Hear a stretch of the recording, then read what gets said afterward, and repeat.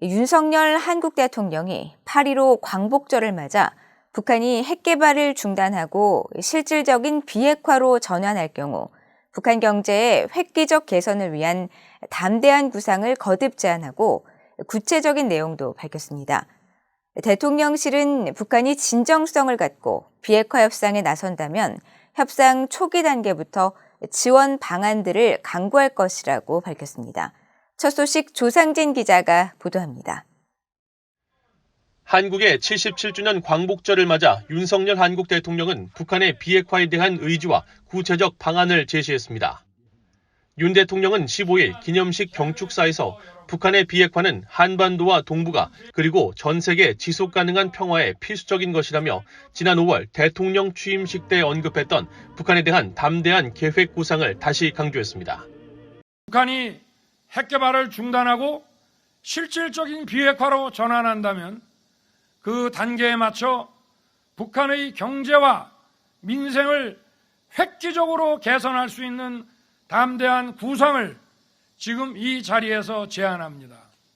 윤 대통령은 그러면서 대북 대규모 식량 공급과 인프라 지원 등 구체적인 내용을 밝혔습니다.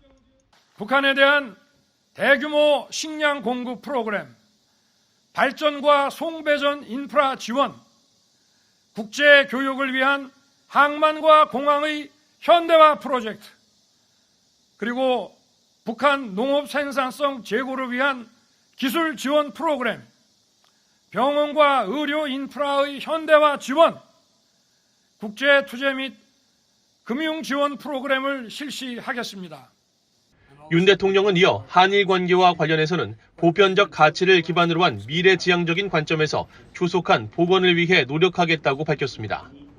한일 관계가 보편적 가치를 기반으로 양국의 미래와 시대적 사명을 향해 나아갈 때 과거사 문제도 제대로 해결될 수 있습니다. 윤 대통령은 한일 관계의 포괄적 미래상을 제시한 김대중, 오부치 공동선언을 계승해 한일 관계를 빠르게 회복하고 발전시키겠다고 강조했습니다. 그러면서 앞으로의 시대적 사명은 보편적 가치를 공유한 국가들이 연대해 자유와 인권에 대한 위협에 함께 대항하고 세계 시민의 자유와 평화 그리고 번영을 이뤄내는 것이 될 것이라고 밝혔습니다. 기념식 행사 후 대통령실의 김태효 한국국가안보실 1차장은 브리핑을 통해 윤 대통령의 대북 제안은 북한이 필요로 하는 경제 발전 방안에 우선 초점을 두었다고 설명했습니다. 이어 북한이 진정성을 갖고 비핵화 협상에 나설 경우 초기 협상 과정에서부터 경제 지원 조치를 적극 강구한다는 점에서 과감한 제안이라고 강조했습니다. 또 정치와 군사 부분의 협력 로드맵도 준비했다는 점에서 이번 제안은 포괄적 구상이라면서 군사 분야에서는 긴장 완화 조치들이 신뢰 구축 단계로 나아가야 하고 정치 분야에서는 평화 구축 조치들이 평화 정착 단계로 마무리돼야 할 것이라고 말했습니다.